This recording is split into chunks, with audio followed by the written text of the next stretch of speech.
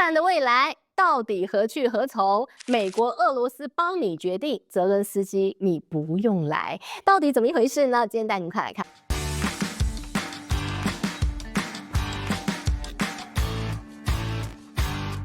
嗨，大家好，我是志玉，今天想跟大家来聊聊川普跟普丁两个人要决定乌克兰的命运。俄乌战争打了这么多年，3年多了。那现在呢，川普要来实现他的政治承诺，就是我来解决这一切。OK， 就他怎么解决呢？大家都在看。现在的解决之道呢，是他直接找上普丁谈了，太奇妙。俄乌战争，或者有人说乌俄战争，随便，反正两个国家打仗，俄罗斯、乌克兰。好了，现在呢要谈和平，但妙了，桌子上没有乌克兰哟。好，那于是呢，很多人就说现在发生什么事？这是什么状况啊？有人形容说啊，这根本就是美国跟俄罗斯在瓜分地盘了。好，那今天呢，就好好跟大家来聊聊，这到底发生了什么事？俄乌战争如果就在美国跟俄罗斯的两大强权谈定了之后解决这一切，那到底又是谁受贿，谁受害？我们投资人要怎么来面对这样的变局？怎么样调整你的投资方向呢？好，我们先来好好讲一讲美俄之间要谈这个乌克兰的问题，他们形容叫做乌克兰冲突。好，那他们要谈乌克兰冲突，于是乎呢，这两国就自己约一约了，然后自己约了一个地方叫沙烏地阿拉伯，约在那个地方2月18号，哈，大家记得这个日子哦，或许这是历史上的今天。我们在这个20年后、30年后，如果还活着的话，好，历史上的今天就会说2月18号，那可不是什么情人节过后第4天，没有，2月18号，那叫做美俄分赃日，好，是这样吗？好，我们来看到这场会议啊，很有意思了他参与的成员是谁？美国的国务卿卢比欧跟俄罗斯的外交部长拉夫罗夫，好，这两位呢就坐上了谈判桌，我们来聊聊乌克兰问题啊。乌克兰不在，好，那双方呢就达成了一些共识啊。好，这哪几个共识呢？他们有4大共识啊。第一个共识呢，就是他们要解决美国跟俄罗斯之间过去的一些棘手问题，然后呢，他们要让美国跟俄罗斯他们之间的外交关系重回正轨。过去的外交关系其实中断蛮久的，有各式各样的一些杂音啊，比如说呢，这个之前呢，他们说，哎呀，你俄罗斯这个罔顾人道啊，然后你这个侵略乌克兰呐，所以呢，我制裁你。所以呢，其实啊，这个美俄之间他们的外交应该是已经陷入冰冻停滞，没在互相的你来我来，没有这回事。所以呢，甚至他们也不互派外交使节，现在他们要重新回到正常的外交交流关系，甚至要谈合作。好，那于是呢，在这一次他就讲重新确立了双方外交关系的运作。再来一个呢，他们互相任命了一个非常高层，就是可以直达天听，就是呢，我不用打电话给普丁，打电话给川普，是我可以走进他的办公室。我告诉你，这样的人，这么高层的人，然后呢，他们组成一个谈判的团队来谈乌克兰问题，然后还有一个，现在乌克兰问题都还没有解决，他们的第4大共识是我们战后来合作吧。好了，所以你说这是不是一个政治分赃呢？好，那于是呢，好，那你要谈乌克兰问题吗 ？OK， 那我们就组成一个团队，再继续往下谈。好，但是呢，俄罗斯呢，他已经告诉这个美国人说，但是要谈可以，我有3大原则，3不让，就是我的底线在这里，我寸步不让。那这些以外，我们再来谈。好，那俄罗斯哪3不让啊？第一，北约扩张我不让。好，你别再给我想扩张。再来一个，乌克兰加入北约，我也不让。好，这就是这一次要这个打仗的问题啦。如果这都让，那我普丁面子放哪里呢？不让。好，还有一个不让就是呢，北约呢，他要把他的军队部署在乌克兰，我也不让。好，那于是呢，好，这3不让。好，所以呢，接下来我们就来看这场会议还会继续怎么样往下谈了。好了，那这场会议呢，于是就让非常多人很紧张。首先是乌克兰很紧张，乌克兰就说了，hello， 嗨，我是打仗的那一方，我不在谈判桌上，怎么回事啊？好，那这个川普就讲了，他说那过去3年你在干嘛？你今天跟我要求你在谈判桌上，那过去3年你在干嘛？你怎么不谈嘞？对不对？所以呢，他就觉得，你，甚至川普还这么说，挑起这场战争，乌克兰是有责任的哦。那所以呢，这跟很多过去的美国总统他们的一个理解跟他们的说法就大大不同了。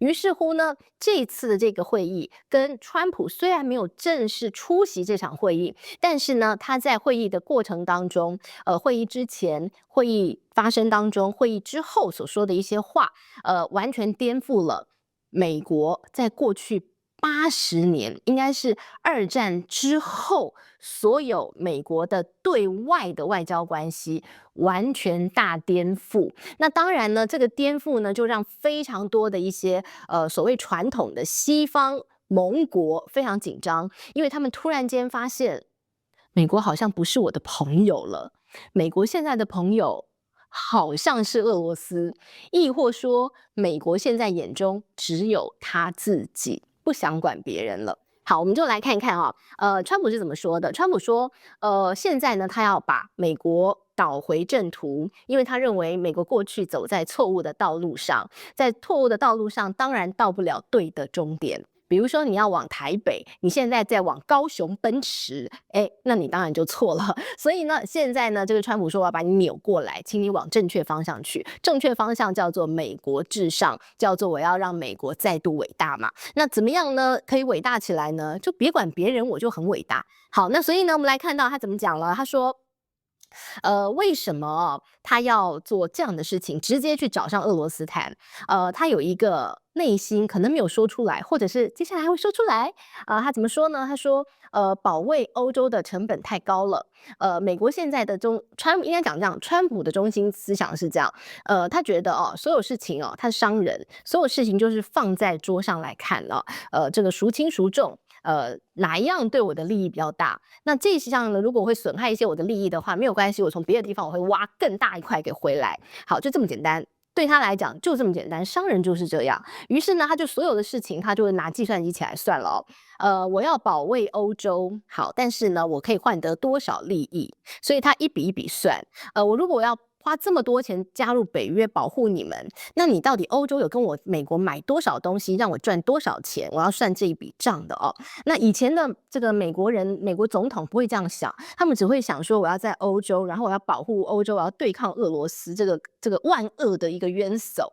然后呢，这个经济贸易的部分就归经济贸易，但没有在川普的心中，那全部都是放在桌上。通通都是筹码，所以他全部要算在一起的什么国防的啦、军事的啦、经济的、贸易的，那全部都是一笔账啊，那没有分2笔的。于是呢，他就这样算，就这么简单在算。所以他现在的想法是，俄罗斯是他可以谈得上话的人，普丁是他的同类。你知道，在这个川普心中普丁算是他可以竖大拇指的人，因为普丁跟他同类，他们觉得他们都强大、精明，在这个世界上。世界地图摊出来，他们都是精明的玩家，在他们心中就是地产大亨的概念，对不对我怎么插旗，我怎么样跳，我怎么玩，我怎么在这个地方，这个怎么样子呢？这个把这个版图给拿下来，这就是他觉得他跟普丁才是势均力敌的玩家，你们那些其他的什么盟国烂透。所以呢，现在你看到了。川普他的想法就是这样，于是乎呢，他宁可跟俄罗斯直接谈。过去的总统的谈法他会先找盟国来，对不对？我们大家先有一个什么样的共识，然后我们有一个共识之后呢，我美国老大嘛，我就出头，我去找这个俄罗斯来谈。然后呢，我坐到谈判桌上呢，我美国可以充分代表我的盟国，因为我们都已经先沟通好了嘛，对吧？然后呢，现在不是川普一个单枪匹马去跟你谈，盟国。不关你屁事，你不用来。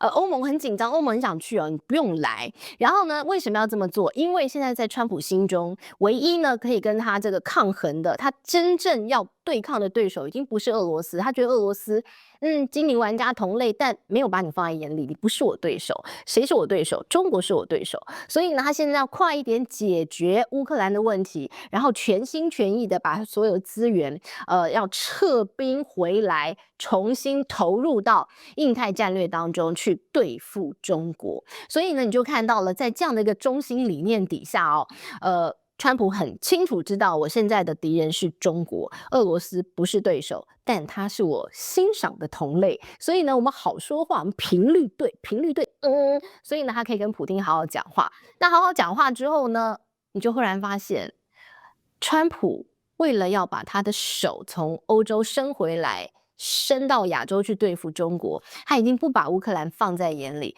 乌克兰不关他的事呀。所以我们就来看到，现在最大的输家当然就是乌克兰，还有欧盟。乌克兰呢，泽伦斯基连谈判桌都坐不上，坐不上去以外呢，然后被这个川普讲了一大堆话，川普就直接讲说，你就是一个。好啦，算是小有成就的喜剧演员啦。但是呢，你的擅长叫玩弄拜登，可不是玩弄我，我可不是笨蛋。所以呢，泽伦斯基，你休想再来糊弄我，没这回事了。那泽伦斯基呢，感觉好像突然间他的靠山消失了，雪崩瓦解。人家讲哦，这个靠山山倒，靠人人跑，这个靠自己最好。现在呢，泽伦斯基啊，应该是充分体会到这句话的一个精髓。但问题是，他靠自己，他自己也靠不住。好，所以呢，现在呢，乌克兰很惨哦。美国呢，现在呢，一心一意要停战，一心一意呢，要让这场战争给终结。为什么？因为他不想再继续援助乌克兰。现在呢，还在战争进行当中，你不援助有点尴尬嘛，对吧？所以呢，我不想援助了，最简单的方法，你就别打了，别打了，我就不用再给你乌克兰钱了。而且说不定我还可以从重建商机当中再捞一票，对吧？然后呢，好，他停战是美国最重要的事情，所以乌克兰的利益一点都不重要。于是呢，你就看到他就停战啊，那你那个现在被俄罗斯占的土地，你就给他啊，愿赌服输，愿打服输嘛，你就愿意跟人家打仗了，你被人家占走的领土，你就是割让，不然有什么好说的？川普心中就是这样说的哦。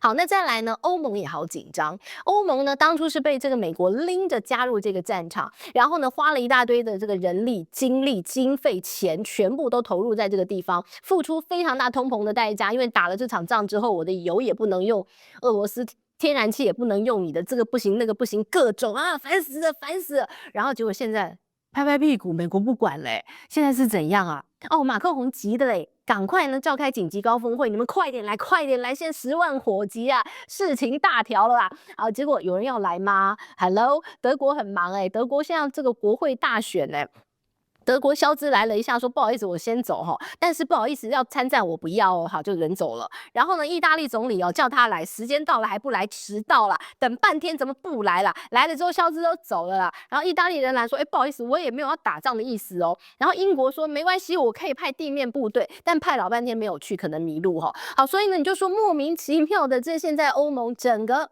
完全就是一片散沙，马克宏一个人急到爆炸，没有用的。所以呢，你看到现在欧盟可能也是在这场俄乌大战当中，它是一个莫名其妙被波及的输家。好，那于是呢，我们就来看现在乌克兰的状况是什么。这个川普这样讲了，他说，泽伦斯基你想谈，那你过去3年都不谈，你现在要谈，不好意思哦，可能谈也不跟你谈，因为呢，川普直接讲了。乌克兰应该要办一场总统大选，因为现在的泽伦斯基他因为他说战时，所以不选，他直接延长他的任期嘛，他是战时的一个领袖，战争时期的领袖。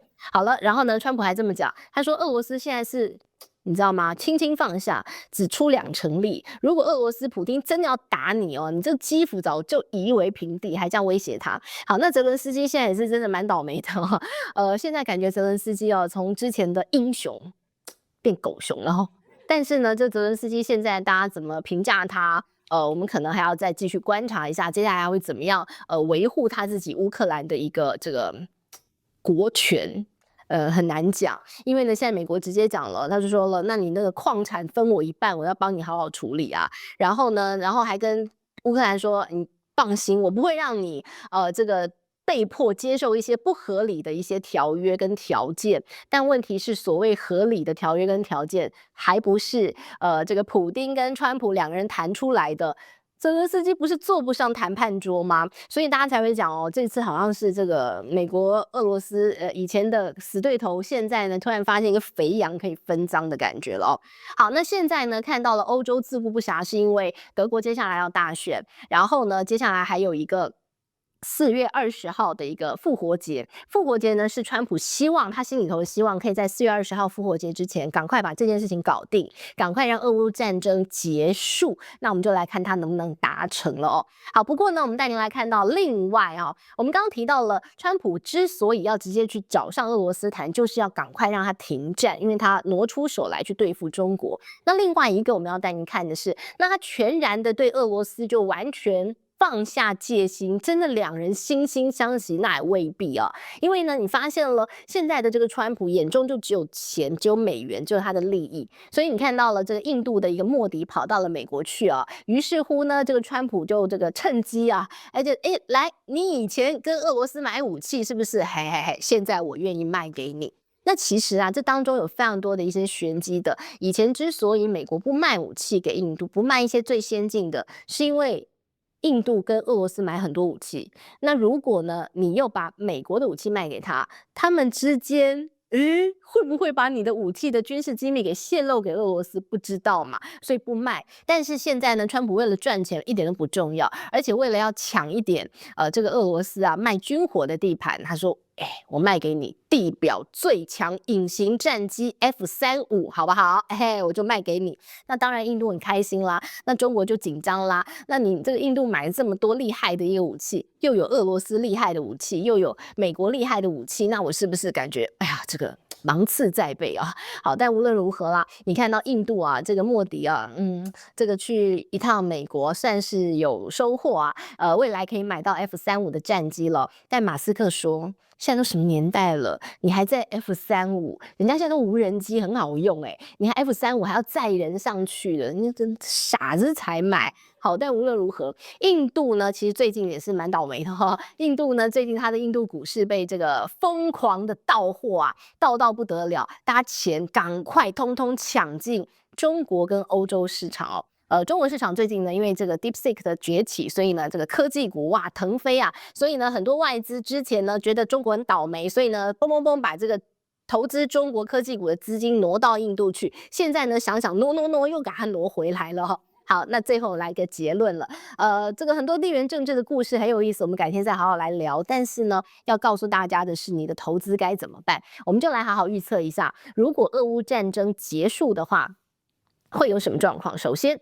俄罗斯股市会开始往上涨。俄罗斯股市呢，其实已经在这个川普上任之后释出善意之后，它已经开始慢慢往上了。俄罗斯的股市呢，在最近的一个指数比去年12月的低点大概已经上扬了38%，很多哦。然后呢，美国股市呢也在上扬的，因为呢看到了终于这个战争可以落幕，地缘政治可以落幕，好像蛮好的，所以呢，美国股市呢也开始往上走。另外还有一个大家可以关注的是俄罗斯的卢布，俄罗斯的卢布呢也会开始升值哦。